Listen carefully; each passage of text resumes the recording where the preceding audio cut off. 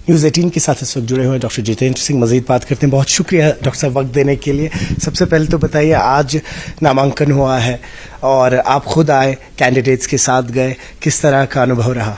नहीं, जैसा आपने ठीक फरमाया कि आज आखिरी दिन था राज्यसभा के नॉमिनेशन का और अभी अभी इख्तिताम परीज हुआ है। वो हमने 3 हमारे उम्मीदवार, हमारे जम्मू कश्मीर के जमात के सदर सत शर्मा सीए साहब, डॉक्टर अली मोहम्मद मीर और राकेश महाजन, और तीनों ही हमारे बड़े सीनियर लीडर हैं। सत शर्मा जी तो वजीर भी रहे हैं जम्मू कश्मीर स्टेट कैबिनेट में, और ये उनका दूसरा टर्म है बतौर सदर प्रेसिडेंट पार्टी के।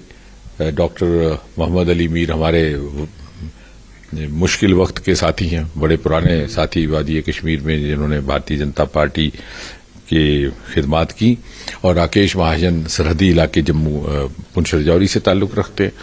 और मुझे यकीन है कि तीनों फतेह हासिल करके राज्यसभा में जम्मू कश्मीर की बखूबी नुमाइंदगी करेंगे, क्योंकि ये राज्यसभा को हाउस ऑफ एल्डर्स कहा जाता है, जो कि बड़े उसमें जहानत वाले लोगों से तवक्का की जाती है कि वो जाकर के अपने अपने इलाके की नुमाइंदगी करें। और जिस तरह से गुज़श्ता 10-11 वर्षों में वज़ीर आज़म नरेंद्र मोदी जी ने जम्मू कश्मीर की तकदीर भी बदली, तहरीर भी बदली, और उसको फिर से एक मामूल की राह पर बहाल किया, जिसका नतीजा आपके सामने है। आज यहाँ पर अमन भी बहाल हुआ है, यहाँ खुशहाली भी है।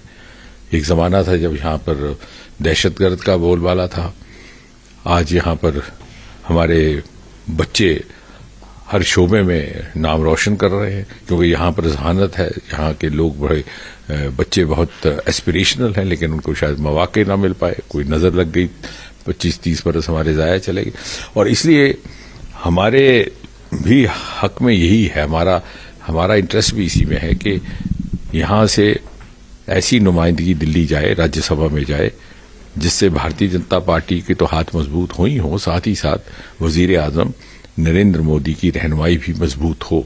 और जिस तरह से उन्होंने शुरू से ही बहुत हाई प्रायोरिटी दे के रखी जम्मू कश्मीर को। आपको याद होगा सन 2014 में वजीर आजम के तौर पर हल्फ लेते ही यहाँ पर एक बहुत बड़ा सैलाब आया था, ये सारा का सारा शहर डूब गया था पानी में। तो बतौर वजीर आजम उन्होंने बार बार यहाँ दौरा किया, यहाँ पर मुकीम रहे, और यहाँ तक कि उनकी पहली दिवाली भी उन्होंने यहीं पर सैलाब याफ्ता लोगों के बीच में गुजारी। और आपको अंदाज है कि हिंदुस्तान के मुआशरे में पहली दिवाली की क्या अहमियत रहती है, लेकिन वजीर आजम अपने घर में ना रह करके श्रीनगर में रहे थे। और वही डॉक्टर साहब, अभी बाईपोल्स हैं, हालांकि अगर हम नगरोटा की बात करें तो काफ़ी स्ट्रांग है वहाँ से, लेकिन बड़गाम में किस तरीके की आगे रणनीति रहेगी? नहीं, हम तो यहाँ पर भी इंतखाब लड़ेंगे। आपने देखा होगा हमारी पोजीशन पहले से बहुत बेहतर है, बल्कि बेहतरीन अगर किसी की पोजीशन है, क्योंकि आज का तो दौरा है एविडेंस बेस्ड का दौर है। So the statistics and figures speak in our favour.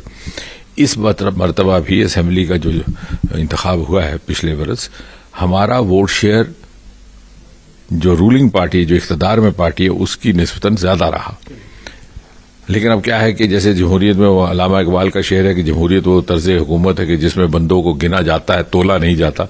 So it is the head count which matters, not the weight of the head. Heads are not weight, they are counted. तो उसमें गिनती में उनकी ज्यादा तादाद आ गई और उनकी सरकार बनी, जो जमहूरियत का एक अमल है।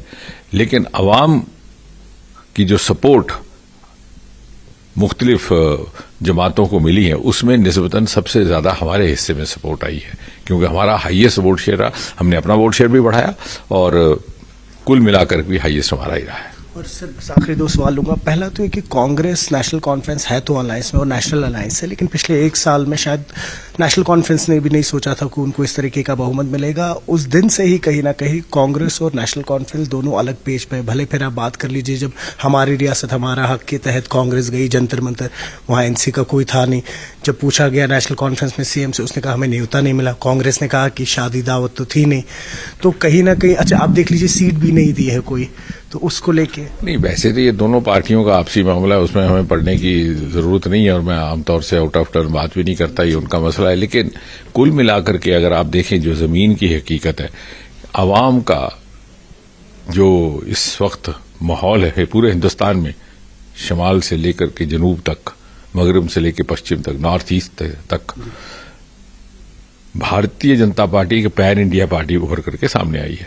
और अब कांग्रेस के जो दिग्गज लीडर हैं उनको भी समझ आ रहा है, क्योंकि भले ही वो बाहर से कोई भी पब्लिक पोजीशनिंग करें, लेकिन इतनी समझ होती है कि जमीन की आवाज सुन सकते हैं। वो जैसे वो गालिब कहे कि सुन तो सही जहां में तेरा फसाना क्या, कहती है तुझे खल्के खुदा गायबाना क्या। तो गायबाना क्या बातचीत चल रही है लोगों में, वो समझते हैं। तो गायबाना बातचीत और चर्चा यही है कि इस वक्त हिंदुस्तान भर में मोदी को ही अपना रहनुमा कबूल किया है। और ये बात कांग्रेस के लीडरान भी समझते हैं। बल्कि मैं तो ये भी कह रहा था एक दिन के कांग्रेस के लीडरान बाहर मीडिया को चाहे जो भी कहें, लेकिन उनके कुंभे के फर्द जाकर के भारतीय जनता पार्टी और मोदी को ही वोट देते हैं। तो इस सूरत हाल में यकीनन कुछ असमंजस की स्थिति बनना एक जाहिर सी बात है। और बस आखिरी सवाल, स्टेटहुड को लेके लोग इंतजार कर रहे हैं, छोड़ दीजिए पॉलिटिकल पार्टीज को।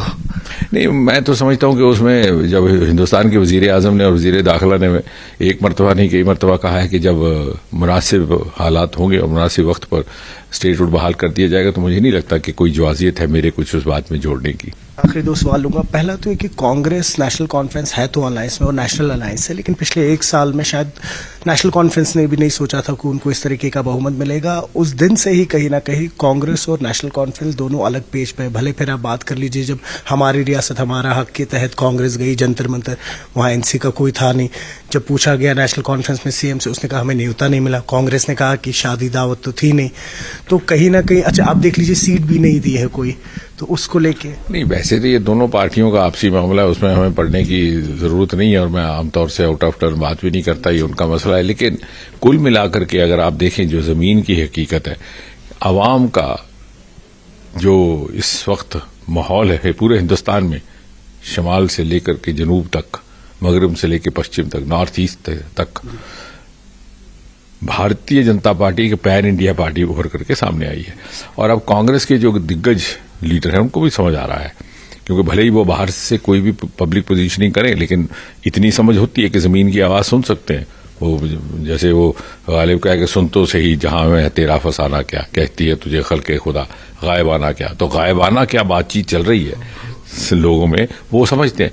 तो गायबाना बातचीत और चर्चा यही है कि इस वक्त हिंदुस्तान भर में मोदी को ही अपना रहनुमा कबूल किया है। और ये बात कांग्रेस के लीडरान भी समझते हैं। बल्कि मैं तो ये भी कह रहा था एक दिन के कांग्रेस के लीडरान बाहर मीडिया को चाहे जो भी कहें, लेकिन उनके कुंभे के फर्द जाकर के भारतीय जनता पार्टी और मोदी को ही वोट देते हैं। तो इस सूरत हाल में यकीनन कुछ असमंजस की स्थिति बनना एक जाहिर सी बात है। और बस आखिरी सवाल, स्टेटहुड को लेके लोग इंतजार कर रहे हैं, छोड़ दीजिए पॉलिटिकल पार्टीज को। नहीं, मैं तो समझता हूं कि उसमें जब हिंदुस्तान के वजीर आजम ने और वजीर दाखिला ने एक मरतबा नहीं कई मरतबा कहा है कि जब मुनासिब हालात होंगे और मुनासिब वक्त पर स्टेटहुड बहाल कर दिया जाएगा, तो मुझे नहीं लगता कि कोई जवाजियत है मेरे कुछ उस बात में जोड़ने की। न्यूज़ 18 के लिए आफाक शाह के साथ श्रीनगर से मैं सरोज कफील।